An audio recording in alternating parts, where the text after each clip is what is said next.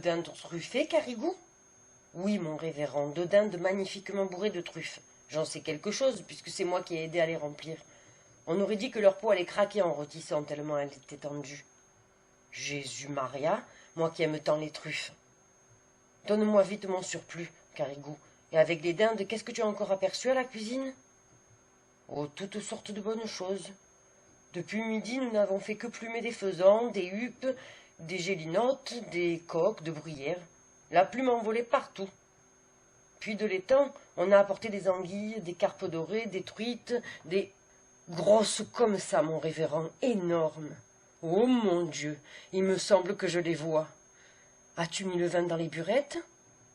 Oui, mon révérend, j'ai mis le vin dans les burettes. Mesdames, il ne vaut pas celui que vous boirez tout à l'heure en sortant de la messe de minuit.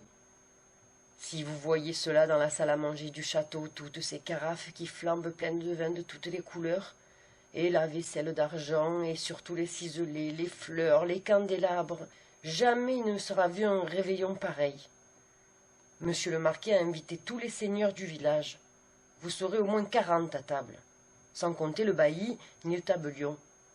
Ah, vous êtes bien heureux d'en être, mon révérend. Rien que d'avoir flairé ces belles dindes, l'odeur des truffes me suit partout. Ouh! Allons, allons, mon enfant, gardons-nous du péché de gourmandise, surtout la nuit de la nativité.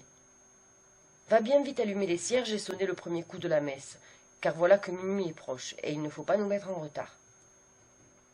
Cette conversation se tenait une nuit de Noël de l'an de grâce 1600 étant, entre le révérend Dom Balaguère, ancien prieur des Barnabites, présentement chapelain gagé des cires de trinquelage, et son petit clerc Garrigou, ou du moins ce qu'il croyait être un petit clerc Garrigou. Car vous saurez que le diable, ce soir-là, avait pris la face ronde et les traits indécis du jeune sacristain pour mieux induire le révérend père en tentation et lui faire commettre un épouvantable péché de gourmandise. Donc, pendant que le soi-disant Garrigou faisait à tour de bras carillonner les cloches de la chapelle seigneuriale, le révérend achevait de revêtir sa chasuble dans la petite sacristie du château. Et l'esprit déjà troublé par toutes ces descriptions gastronomiques, il se répétait à lui-même en s'habillant: des dindes rôties, des carpes dorées, des truites grosses comme ça.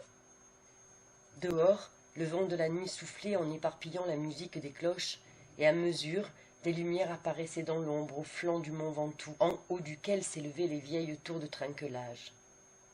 C'étaient des familles de métayers qui venaient entendre la messe de minuit au château. Ils grimpaient la côte en chantant par groupes de 5 ou 6, le père en avant, la lanterne en main, les femmes enveloppées dans leurs grandes mantes brunes où les enfants se serraient et s'abritaient. Malgré l'heure et le froid, tout ce brave peuple marchait allègrement, soutenu par l'idée qu'au sorti de la messe, il y aurait, comme tous les ans, table mise pour eux en bas dans les cuisines. De temps en temps, sur la rude montée, le carrosse d'un seigneur précédé de porteurs de torches faisait miroiter ses glaces au clair de lune, ou bien une mule trottait en agitant ses sonnailles, et à la lueur des falots enveloppés de brume, les métayers reconnaissaient leur bailli et le saluaient au passage. « Bonsoir, bonsoir, maître Arnoton. Bonsoir, bonsoir, mes enfants. » La nuit était claire, les étoiles avivaient de froid, la bise piquait, et un fin grésil, glissant sur les vêtements sans les mouiller, gardait fidèlement la tradition de Noël blanc de neige. Tout en haut de la côte, le château apparaissait comme le but, avec sa masse énorme de tours, de pigeons, le clocher de sa chapelle montant dans le ciel bleu-noir, et une foule de petites lumières qui clignotaient, allaient, venaient, s'agitaient à toutes les fenêtres, et ressemblaient sur le fond sombre du bâtiment aux étincelles courant dans des cendres de papier brûlé. Passé le pont-levis et la poterne, il fallait, pour se rendre à la chapelle, traverser la première cour pleine de carrosses, de valets, de chaises à porteurs, toute claire du feu des torches et de la flambée des cuisines. On entendait le tintement des tournebroches, le fracas des casseroles, le choc des cristaux et de l'argenterie remuée dans les apprêts d'un repas. Par-dessus une vapeur tiède qui sentait bon les chairs rôties et les herbes fortes des sauces compliquées, faisait dire aux métayers comme aux chapelains, comme aux baillis, comme à tout le monde: quel bon réveillon nous allons faire après la messe. Drelindin, din, drelindin, din. c'est la messe de minuit qui commence. Dans la chapelle du château, une cathédrale en miniature, aux arceaux entrecroisés, aux boiseries de chêne montant jusqu'à hauteur des murs, les tapisseries ont été tendues, tous les cierges allumés. Et que de monde, et que de toilettes! Voici d'abord, assis dans les stalles sculptées qui entourent le chœur, le sire de Trinquelage, en habit de taffetas saumon, et près de lui tous les nobles seigneurs invités. En face, sur des prie-dieu garnis de velours, ont pris place la vieille marquise douairière, dans sa robe de brocart couleur de feu, et la jeune dame de Trinquelage, coiffée d'une haute tour de dentelle gaufrée à la dernière mode de la cour de France. Plus bas, on voit, vêtu de noir avec de vastes perruques en pointe et des visages rasés, le bailli Thomas Arnoton et le tabellion, maître Ambroise, deux notres graves parmi les soies voyantes et les dames à broder. Puis viennent les gras majordomes, les pages, les piqueurs, les intendants, dames barbes, toutes ces clés pendues sur le côté à un clavier d'argent fin. Au fond, sur les bancs, c'est le bas-office, les servantes, les métayers avec leurs familles, et enfin, là-bas, tout contre la porte qu'ils entr'ouvrent et referment discrètement, messieurs les marmitons qui viennent, entre deux sauces, prendre un petit air de messe et apporter une odeur de réveillon dans l'église, tout en fête et tiède de tant de cierges allumés. Est-ce la vue de ces petites barrettes blanches qui donnent des distractions à l'officiant? Ne serait-ce pas plutôt la sonnette de Garrigou, cette enragée petite sonnette qui s'agite au fond de l'hôtel avec une précipitation infernale et semble dire tout le temps « Dépêchons-nous, dépêchons-nous, plus tôt nous irons finis, plus tôt nous serons à table ». Le fait est que chaque fois qu'elle teinte cette sonnette du diable, le chapelain oublie sa messe et ne pense plus qu'au réveillon.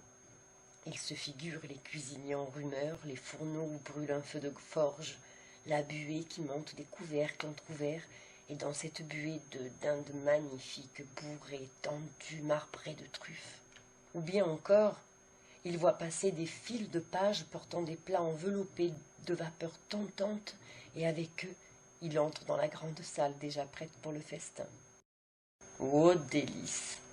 Voilà l'immense table toute chargée et flamboyante, les paons habillés de leurs plumes, les faisans écartant leurs ailes mordorées, les flacons couleur de rubis, les pyramides de fruits éclatants parmi les branches vertes et ces merveilleux poissons dont parlait Garrigou. Ah ben oui, Garrigou. Étalés sur un lit de fenouil, l'écaille nacrée comme s'ils sortaient de l'eau, avec un bouquet d'herbes odorantes dans leurs narines de monstres. Si vive est la vision de ces merveilles qu'il semble à Dom Balaguère que tous ces plats mirifiques sont servis devant lui sur les broderies de la nappe d'autel. Et 2 ou 3 fois, au lieu de Dominus vobiscum, il se surprend à dire le bénicité. À part ces légères méprises, le digne homme débite son office très consciencieusement, sans passer sur une ligne, sans omettre une génuflexion. Et tout marche assez bien jusqu'à la fin de la première messe, car vous savez que le jour de Noël, le même officiant doit célébrer 3 messes consécutives. Et d'une, se dit le chapelain avec un soupir de soulagement. Puis, sans perdre une minute, il fait signe à son clerc, ou celui qu'il croit être son clerc, et « Drolindin, din, drolindin, din !» C'est la seconde messe qui commence, et avec elle commence aussi le péché de Dom Balaguère. « Vite, vite, dépêchons-nous » lui crie de sa petite voix aigrelette la sonnette de Garrigou, et cette fois, le malheureux officiant, tout abonné au démon de gourmandise, se rue sur le missel et dévore les pages avec l'avidité de son appétit en surexcitation. Frénétiquement, il se baisse, se relève, esquive les signes de croix, les génuflexions, raccourcit tous ses gestes pour avoir plutôt fini. À peine s'il étend ses bras à l'Évangile, s'il frappe sa poitrine au confiteor. Entre le clerc et lui, c'est à qui bredouillera le plus vite. Versets et réponses se précipitent, se bousculent. Les mots à moitié prononcés sans ouvrir la bouche, ce qui prendrait trop de temps, s'achèvent en murmures incompréhensibles. Pareil à des vendangeurs pressés foulant le raisin de la cuve, tous deux barbotent dans le latin de la messe en envoyant des éclaboussures de tous côtés. « Dom scum » dit Balaguère. « Stutuo » répond Garrigou. Et tout le temps, La damnée petite sonnette est là qui tinte à leurs oreilles comme ces grelots qu'on met aux chevaux de poste pour les faire galoper à la grande vitesse. Pensez que ce train-là, une messe basse est vite expédiée. Et de deux, dit le chapelain tout essoufflé. Puis, sans prendre le temps de respirer, rouge, suant, il dégringole les marches de l'hôtel et drolindin, drolindin, drolindin, drolindin. C'est la troisième messe qui commence. Il n'y a plus que quelques pas à faire pour arriver à la salle à manger, mais hélas, à mesure que le réveillon approche, l'infortuné Balaguère se sent pris d'une folle impatience de gourmandise. Sa vision s'accentue, les carpes dorées, les dindes rôties sont là, il les touche, Oh mon Dieu! Les plats fument, les vins embaument, et secouant son grelot enragé, la petite sonnette lui crie « Vite, vite, encore plus vite !» Mais comment pourrait-il aller plus vite? Ses lèvres remuent à peine. Il ne prononce plus les mots. À moins de tricher tout à fait, le bon Dieu est de lui escamoter sa messe. Et c'est ce qu'il fait, le malheureux.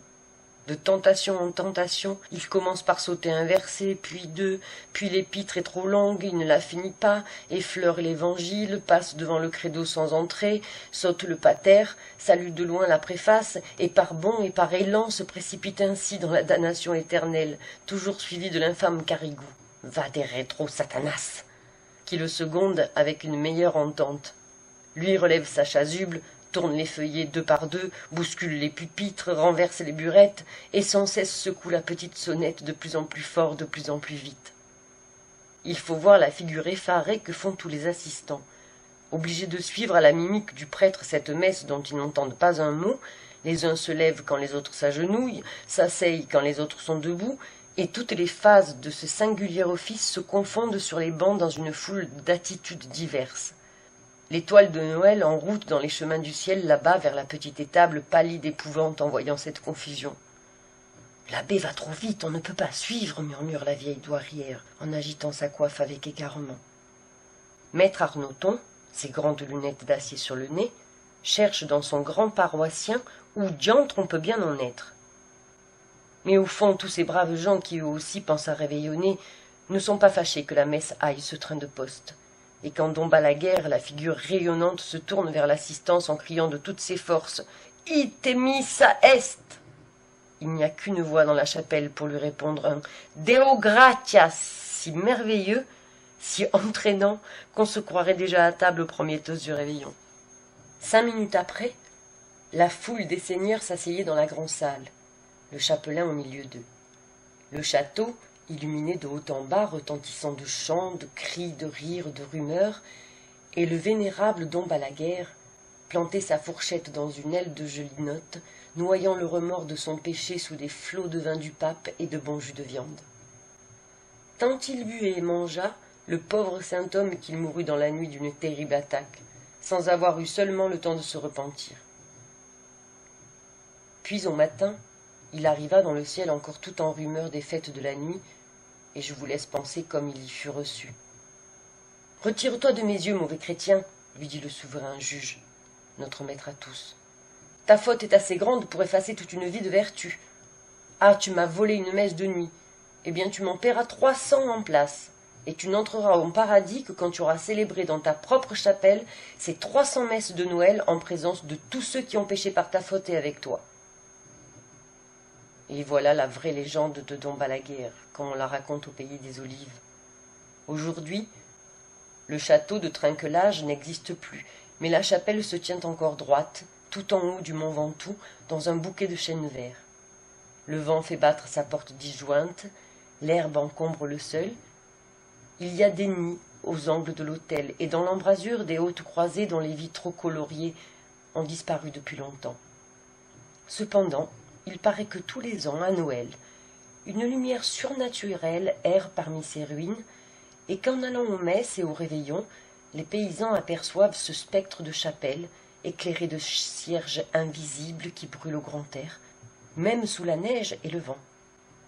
Vous en rirez si vous voulez, mais un vigneron de l'endroit, nommé Garrigue, sans doute un descendant de Garrigou, m'a affirmé qu'un soir de Noël, se trouvant un peu en ribote, il s'était perdu dans la montagne du côté de Trinquelage. Et voici ce qu'il avait vu. Jusqu'à 11 heures, rien. Tout était silencieux, éteint, inanimé. Soudain, vers minuit, un carillon sonna tout en haut du clocher. Un vieux carillon qui avait l'air d'être à 10 lieues. Bientôt, dans le chemin qui monte, Garrigue vit trembler des feux, s'agiter des ombres indécises. Sous le porche de la chapelle, on marchait, on chuchotait. « Bonsoir, maître Arnoton. Bonsoir, bonsoir, mes enfants. » Quand tout le monde fut entré, mon vigneron, qui était très brave, s'approcha doucement et, regardant par la porte cassée, eut un singulier spectacle. Tous ces gens qu'il avait vus passer s'étaient rangés autour du chœur dans la nef en ruine, comme si les anciens bancs existaient encore. De belles dames en brocart avec des coiffes de dentelle, des seigneurs chamarrés du haut en bas, des paysans en jaquettes fleuries, ainsi qu'en avaient nos grands-pères, tous l'air vieux, fanés, poussiéreux, fatigués. De temps en temps, les oiseaux de nuit, hôtes habituels de la chapelle, réveillés par toutes ces lumières, venaient rôder autour des cierges dont la flamme montait droite et vague, comme si elle avait brûlé derrière une gaze.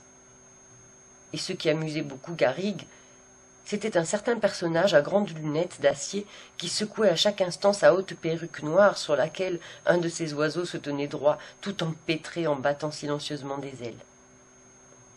Dans le fond, un petit vieillard de taille enfantine, à genoux, au milieu du chœur, agitait désespérément une sonnette sans grelot et sans voix, pendant qu'un prêtre, habillé de vieil or, allait et venait devant l'autel en récitant des oraisons dont on n'entendait pas un mot. Bien sûr, c'était Dom Balaguère, en train de dire sa 3e messe basse.